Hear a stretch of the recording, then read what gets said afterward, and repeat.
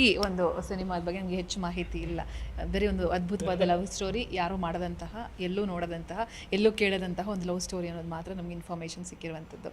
So ಇದರಲ್ಲಿ ನಿಮ್ಮ ಪಾತ್ರ ಹೇಗಿರುತ್ತೆ, ನೀವು ನಮ್ಮನ್ನು ಹೇಗೆ ರಂಜಿಸ್ತೀರಾ, ಹೇಗೆ ಕಾಡ್ತೀರಾ ಅಂತ ಹೇಳಿ, ಮತ್ತು ನೀವು ಯಾವ ರೀತಿ ಎಂಜಾಯ್ ಮಾಡಿದ್ರಿ ಆ ದಿನಗಳ ನಮ್ಮ ಬಗ್ಗೆ ಶೇರ್ ಮಾಡ್ಕೊಳ್ಳೋಣ. ಸೊ ಈ ಫಿಲಮ್ನ ನಾವು ಆ್ಯಕ್ಚುಲಿ ಇಡೀ ಫಿಲಮ್ನ ಕೋಲಾರಲ್ಲಿ ಶೂಟ್ ಮಾಡಿರೋದು. ನಾನು ಕೋಲಾರನ ತುಂಬ ನೋಡಿರಲಿಲ್ಲ ಈ ಫಿಲಮ್ ಮುಂಚೆ. ಯಾವಾಗಲೂ ಎಲ್ಲೋ ಹೋಗ್ತಾ ಆನ್ ದ ವೇ ನಾನು ಹೋಗ್ತಿದ್ದು ಕೋಲಾರಗಷ್ಟೇ. ಕೋಲಾರ ಇಷ್ಟು ಬ್ಯೂಟಿಫುಲ್ ಆಗಿದೆಯಾ, ಇಷ್ಟು ಅದ್ರ ಕಲ್ಚರ್ ಇಷ್ಟು ಚೆನ್ನಾಗಿದೆ, ಇಷ್ಟು ರಿಚ್ ಆಗಿದೆ ಅಂತ ನನಗೂ ಗೊತ್ತಿರಲಿಲ್ಲ. ಈ ಫಿಲಮ್ ಅದಕ್ಕೆ ಒಂದು ಒಳ್ಳೆ ಆಪರ್ಚುನಿಟಿ ಮಾಡಿಕೊಡ್ತು.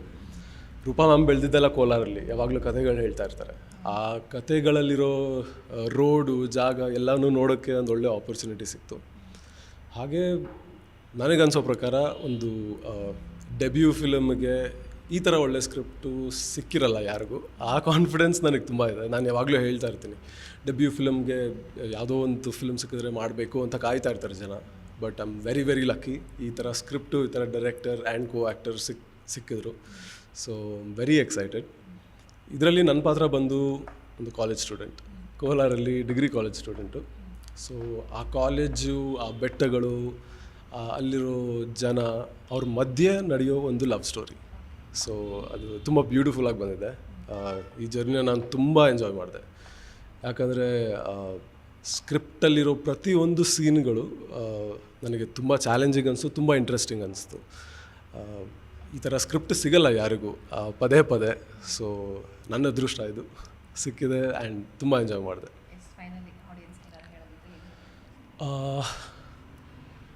ಒಂದು 3 ತಿಂಗಳಲ್ಲಿ ಈ ಫಿಲಮ್ನ ತೊಗೊಂಡು ನಿಮ್ಮ ಮುಂದೆ ಬರ್ತಾಯಿದ್ದೀವಿ. ತುಂಬ ಒಳ್ಳೆಯ ಸಿನಿಮಾ, ತುಂಬ ಕಷ್ಟಪಟ್ಟು ಮಾಡಿದ್ದೀವಿ ಅಂತ ಎಲ್ಲರೂ ಹೇಳ್ತಾರೆ, ನನಗೆ ಗೊತ್ತು. ಅದಕ್ಕಿಂತ ಮೇಲೆ ಈ ಥರ ಸ್ಟೋರಿ, ಇದು ಸ್ಕ್ರಿಪ್ಟ್ ಇನ್ನು ಲಾಂಗ್ ಟೈಮ್ ಕನ್ನಡದಲ್ಲಿ ಬಂದಿಲ್ಲ. ಕನ್ನಡದಲ್ಲಿ ಯಾಕೆ ನಮ್ಮ ಇಂಡಿಯನ್ ಸಿನಿಮಾಲಿ ಬಂದಿಲ್ಲ. And it is a very very challenging script. Entertaining ಆಗಿರುತ್ತೆ, ತುಂಬ ಕ್ವೆಶ್ಚನ್ ಮಾಡ್ಕೋಬೇಕು ಅಂತಲೂ ಅನಿಸುತ್ತೆ. ಇಡೀ ಸಿಸ್ಟಮ್ನ ಕ್ವೆಶ್ಚನ್ ಮಾಡೋ ಹಾಗಿದೆ. ಆ್ಯಂಡ್ ಪ್ರೀತಿ ಅನ್ನೋದು ಏನು, ಹೇಗೆ ಅನ್ನೋದನ್ನ ತುಂಬ ಚೆನ್ನಾಗಿ ಕ್ಯಾಪ್ಚರ್ ಮಾಡಿದ್ದಾರೆ ಅಂತ ನನಗನ್ಸುತ್ತೆ. ತುಂಬ ಜನ ಇದ್ದಾರೆ ನನಗೆ. ನಾನು ಬಂದು ಆ್ಯಕ್ಚುಲಿ ಯಶ್ ಅವ್ರದ್ದು ಸ್ವಲ್ಪ ದೊಡ್ಡ ಫ್ಯಾನು. ನಾನು ಅವ್ರ ಮನೆ ಹತ್ರನೇ ಬೆಳೆದವನು. ಸೊ ನಾನು ಯಶ್ ಯಾವಾಗ ಪ್ರೀತಿ ಇಲ್ಲದ ಮೇಲೆ ಟೈಮಲ್ಲಿ ಅವರು ಬೆಳಗ್ಗೆ ಜಾಗಿಂಗ್ ಹೋಗ್ತಾ ಇರ್ಬೇಕಾದ್ರೆ ನಾನು ಸ್ಕೂಲ್ಗೆ ಹೋಗ್ತಾಯಿದ್ದೆ.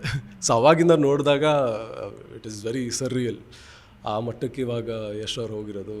And it's always an inspiration. ಅದೊಂದು ಗುರಿ, ಅಲ್ಲಿ ಹೋಗೋಣ ಅಂತ.